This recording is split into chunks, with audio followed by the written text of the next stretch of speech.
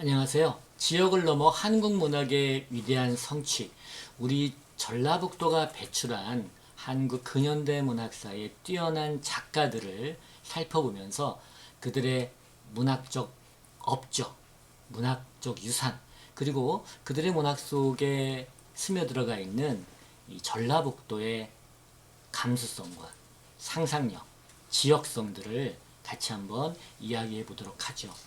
자, 미당 서정주, 한국인이라면 아마도 이름을 기억할 수밖에 없는 위대한 시인입니다.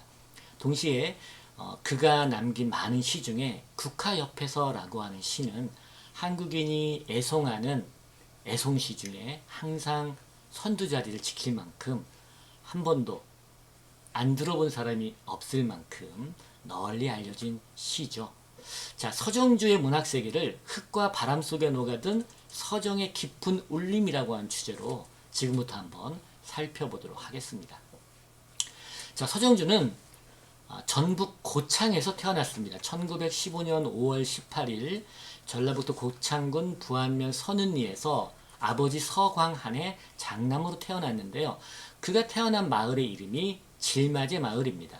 어린 시절을 이 질맞의 마을에서 보냈는데 나중에 그의 그 초기 시집의 제목이 질맞의일 만큼 그는 어린 시절 그의 고향에 대한 남다른 향수를 갖고 있었습니다. 우리가 서정주의 호가 미당이라는 건 여러분 다 알고 계실 텐데요. 자, 미당이라는 것은 어떤 의미냐면 아직 완성되지 않은 집이라는 의미입니다.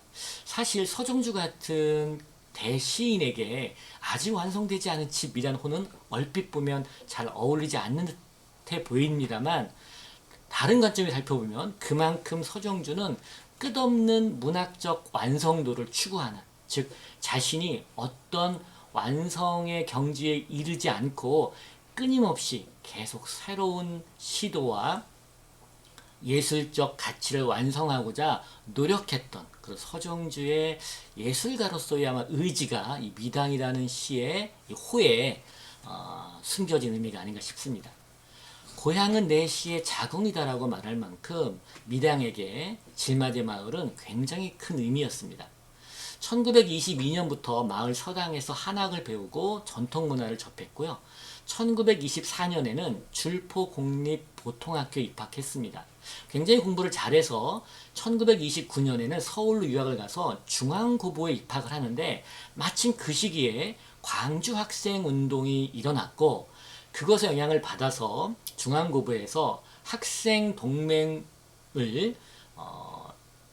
주동하다가 결국 퇴학을 당하고 맙니다. 그래서 결국 다시 고향인 고창으로 내려와 1931년 고창 고등보통학교 2학년에 편입했으나 일본인 선생과의 마찰로 인해서 백지 동맹 사건을 주동했고 결국은 그의 가을에 자퇴를 하고 맙니다. 어떻게 보면 10대 청소년기를 굉장히 파란만장하게 보낸 서정주가 아닌가 싶은데요. 그가 10대 때 보여준 어떤 의협심, 협기, 애국심 같은 것을 보면은 사실 그 이후에 서정주의 어떤 정치적 활동하고는 조금 결이 다르다는 걸 알 수 있습니다. 무엇보다 그가 고등학교를 결국 졸업하지 못했다라는 것은 그 이후에 서정주의 어떤 그 컴플렉스의 하나로 자리 잡게 되는데요. 그 컴플렉스가 한편으로는 서정주를 괴롭혔지만 또 한편으로는 서정주 문학을 끊임없이 앞으로 나아가게 만든 그의 예술적 성취에 대한 욕망을 끊임없이 불러일으키게 한 동기부여가 됐다는 점도 아이러니합니다.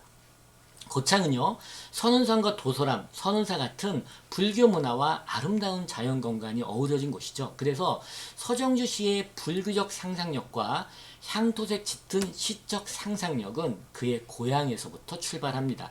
특히 이 질마제라는 토속적 공간은 그의 초기 시의 중요한 원형 상징이 되면서 시적 뿌리를 형성했습니다.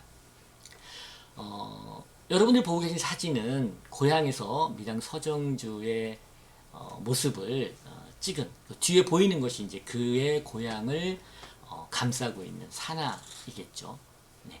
미당은 격동의 한국 현대사를 살아내면서 한국 현대시의 새로운 지평을 열었다고 평가받고 있습니다. 토속적 언어와 신화적 상상력으로 우리 시문학의 독자적 미학을 추구했고요. 한국어를 가장 아름답게 사용한 시인이라는 평가도 받고 있습니다. 서정주는 시인을 이렇게 표현했어요. 하늘에서 별을 따는 사람이 아니라 땅을 걷는 자의 목소리를 기록하는 사람이다. 1936년에 동아일보 신춘문예에 당선되면서 문단에 등단했고요. 1941년에 화사집이라는 첫 시집을 발간했습니다. 그리고 42년부터는 시인부락이라는 동인지에서 활동하면서 문단 내 입지가 확고해졌습니다. 1948년 시집 귀촉도를 출간했고 1954년에는 젊은 나이에 대한민국 예술원 종신회원이라는 명예로운 자리에 오르게 됩니다. 그리고 1960년부터는 동국대학교 국어문학과 교수로 임용하면서 퇴직할 때까지 많은 후학들과 또 많은 후배 작가들, 제자들을 길러냈습니다. 질마제가 그 서정주가 태어난 마을의 이름인데요. 지금 고창구 선운리에 가보시면 서정주의 생가가 복원되어 있습니다. 어떻게 보면 한 시인의 생가라고 했을 때 뭔가 굉장히 뭔가 시적이고 문학적이고 예술적인 것들을 기대할 수 있지만 가보시면 정말 소박한 그냥 시골의 어느 초가집이었습니다. 하지만 이 소박한 집이 유년 시절 서정주에게는 그가 세상을 이해하고 바라보는 문학적 상상력을 만들고 그걸 스스로 닦아내는데 굉장히 중요한 역할을 했죠. 서는산과 서는사의 풍경과 정서가 그의 시 작품 곳곳에 스며들어가 있고요. 또 그가 보통학교에 들어가기 전에 마을 서당에서 한학교육을 받았는데 그런 어떤 전통적인 교육이 또 그의 상상력에 영향을 주었다고 합니다. 질마제 신화를 통해서는 토속적 정서와 민족의식을 표현했고요. 불교적 세계관, 또 토속신앙의 융합 같은 것들이 서정주가 태어난 마을과 서는산과 질마제 고개가 바로 그런 어떤 문학적 상상력의 공간적 원형이 되었던 것이죠. 서정주의 대표작 중에 하나가 자화상입니다. 왼쪽에 제가 자화상의 전문을 수록해 놨는데요. 아마 여러분들 애비는 종이었다. 23해 동안 나를 키운 건 파라리 바람이다. 나는 아무것도 뉘우치지 않을란다. 뭐 이런 제가 지금 빨간색으로 강조한 이런 시적 표현들을 한 번쯤 들어보셨을 거예요. 특히나 23해 동안 나를 키운 건 파라리 바람이다는 굉장히 유명한 식구 중에 하나입니다. 이 시는요. 1941년에 발표된 서정주의 첫 시집 화사집에 수록되어 있습니다. 자신의 삶과 존재를 성찰하며 인간의 원초적 욕망과 허물을 드러낸 작품이에요. 애비는 종이었다. 어떻게 보면 계급적 자의식, 나는 하층민 출신이라는 것을 굉장히 냉소적으로 굉장히 그리고 도발적으로 표현했죠. 동시에 아버지가 부재하고 그러기 때문에 가난하고 그래서 어떤 소외를 느낄 수밖에 없는 성장 배경의 고단함을 개인적 고백을 통해서 보편적 인간 조건으로 확장시키고 있다는 평가도 받고 있습니다. 파랄이 바람이었다. 이때 이 바람이라는 거에 대한 해석은 뭐 다양한 관점에서 해석될 수 있습니다만 어쨌든 이 파랄, 나를 키운 건 파랄이 바람이다라는 표현을 통해서 자연과 함께 성장한 자신의 유년 시절의 자아를 표현하고 있고요. 또 달, 대추꽃, 풋살구 같은 자연물들을 통해서 서정적 이미지도 만들어냅니다. 저는 이 시에서 가장 인상이 깊은 장면이 어떤 이는 내 눈에서 죄인을 읽고 가고 어떤 이는 내 입에서 천치를 읽고 가나 나는 아무것도 뉘우치지 않을란다. 전 이 시구가 굉장히 가슴이 와닿습니다. 나중에 또 이야기하겠지만 서정주가 어떻게 보면 40년대부터 친일로 돌아서고요. 또 해방 이후에는 아주 극우적인 문학활동과 정치활동을 병행하고 또 80년대는 적극적으로 전두환 독재를 옹호하는 그런 정치적 활동을 하거든요. 그런데 그 이면에는 어떻게 보면 서정주가 갖고 있는 굉장히 놀라울 만큼의 권력욕과 명예욕이 있었고요. 동시에 나는 아무것도 뉘우치지 않으란다라고 하는 굉장한 자존감. 즉 내가 무슨 짓을 하더라도 나는 그 행동에 내 스스로 뉘우치지 않겠다라고 하는, 저는 이 자화상이라는 이 첫 시집에, 즉 자신의 첫 시집의 이 작품을 통해서 어떻게 보면 서정주가 그 이후에 살아갈 삶의 한 자락이 상징적으로 표현되지 않았나 이렇게 생각을 해봅니다. 자, 이 화사집이라는 이 첫 시집은요, 문학사적 의미가 굉장히 큽니다. 문장사에서 간행이 됐는데 이 시집이 처음 출간됐을 때 한국 현대시의 새로운 지평을 열었다는 평가를 받았어요. 관능적이고 생명력 넘치는 이미지와 강렬한 언어 표현, 신화적 상상력이 특징이라는 것이죠. 화사집인데 이 화사라는 게 뭐냐면 꽃뱀이란 뜻입니다.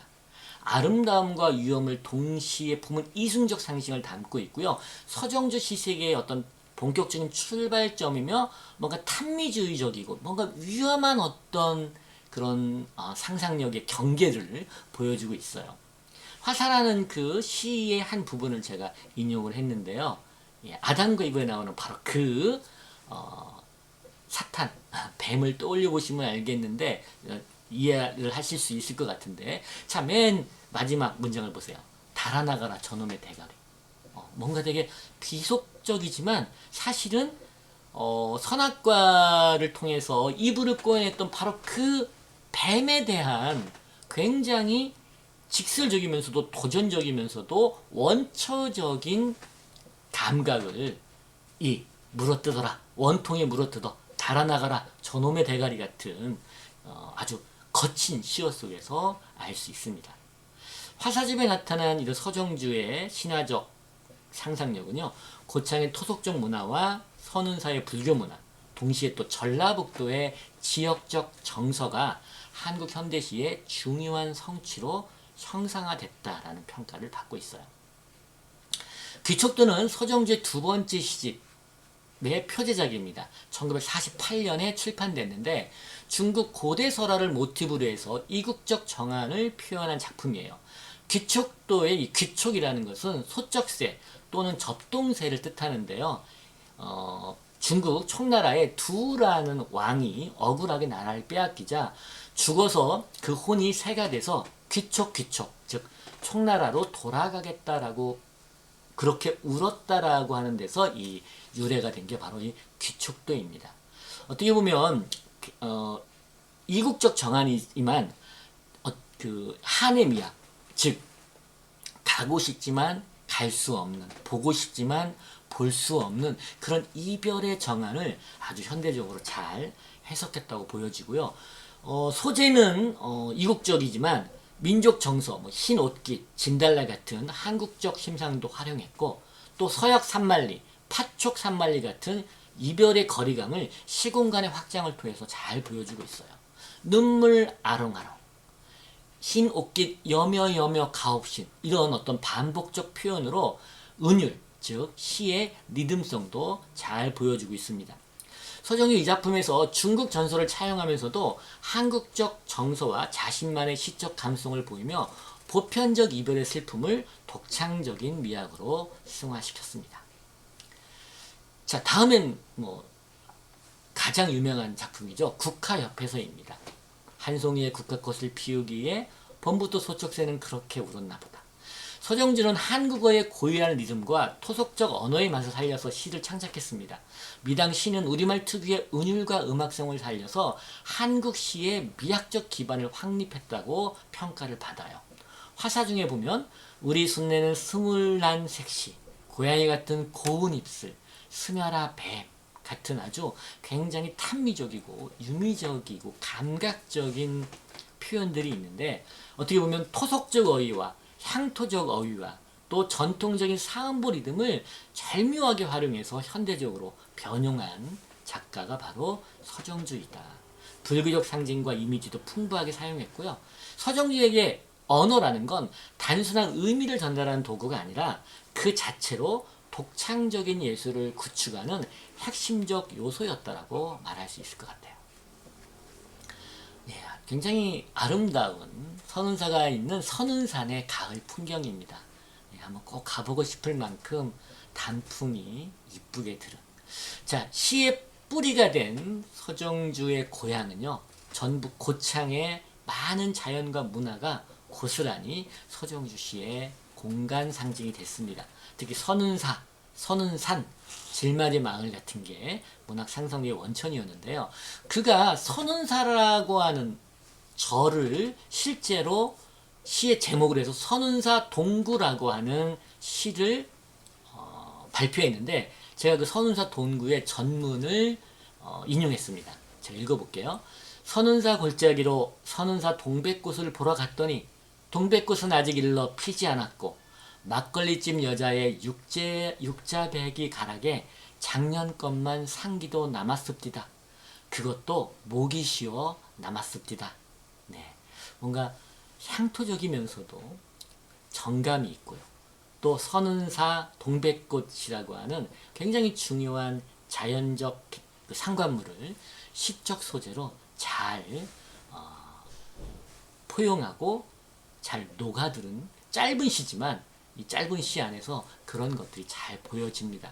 그래서 어떻게 보면 고창이라고 하는 서정주의 고향은 단순한 지역을 넘어서 한국적 서정의 원형으로 그 로컬리티, 지역성이 확장되었다고 볼 수 있을 것 같아요. 자, 서정주에 대한 평가는 사실 극과 극입니다. 일단 서정주를 굉장히 높게 평가하는 학자들은 김윤식 같은 분이 대표적인데요. 서정주는 한국 현대시의 새로운 전통을 창조한 시인이다. 그의 작품에서는 민족적 정서와 불교적 영성, 토속적 이미지가 서정적 언어와 결합해서 한국시의 독창적 미학을 완성했다라고 아주 극찬을 하고 있습니다. 동아일보 1985년 5월 18일자 기사를 보면 서정주의 시는 한국 시문학의 흐름을 바꾼 역작들이다. 그는 전통적 서정성과 현대적 감각을 결합해서 한국 현대시의 새로운 지평을 열었다라고 평가하고 있어요. 화사집, 귀촉도, 질맞아 신화 같은 그의 시집들은 한국 현대시의 미학적 지평을 확장했고, 특히나 전통과 현대의 조화, 향토적 정서와 우주적 시선의 결합이라고 하는 독특한 성취로 평가받습니다. 서정주를 대상 텍스트로 한 학위 논문을 제가 한번 찾아봤더니요, 무려 446편의 석사, 박사 학위 논문이 현재 한국연구재단 데이터베이스에 등재되어 있습니다. 우리나라 시인들 중에서 아마 굉장히 많은 학위 논문의 작가에 속하게 될 겁니다. 446편이요. 그만큼, 그러니까 학위 논문이 많다는 것은 그만큼 연구자들이 서정주 문학에 대해서 굉장히 학술적으로, 학문적으로 접근했고, 그의 문학세계에 대한 평가도 그만큼 높았다라는 것을 의미하겠죠. 물론 극단적이라고 말씀드렸잖아요. 이 평가가 극과 극이라고. 그의 친일 논란 때문에 서정주 문학을 비판하거나 서정주 문학을 어떻게 보면 같이 절하하는 그런 입장도 있습니다. 사실 서정주의 이 친일 활동은요, 교과서나 아니면 제대로 잘 대중들에게 드러나진 않았지만 정말 노골적이었고, 또 스스로가 되게 적극적이었어요. 서정주가 1944년에 마스이 오장 송가라고 하는 시를 발표했는데, 그 중에 일부분입니다. 이게 이제 일본의 자살특공대를 찬미하고 천의 젊은이들에게 우리도 일본 한국 시민으로서 태평양 전쟁에 참여해서 스스로 목숨을 바쳐서 천황폐하에게 충성하자, 뭐 이런 내용들이거든요. 예. 얼굴에 붉은 홍주를 띄우고 갔다가 오겠습니다. 웃으며 가더니 새와 같은 비행기가 날아서 가더니 아오야 너는 다시 돌아오지 않는다. 마스이 시대오, 그대는 우리의 오장, 우리의 자랑. 그대는 조선 경기도 개성사람 안씨의 둘째 아들 21살 먹은 사내. 예. 국가협회서를 쓴 시인이라고 생각하기에는 너무나 두 시가 극단적이죠. 그래서 2000년대 이후에 이 서정주 문학에 대한 많은 그 비판적 시각들이, 특히나 논란이 됐던 건 그 친일활동뿐만 아니었어요.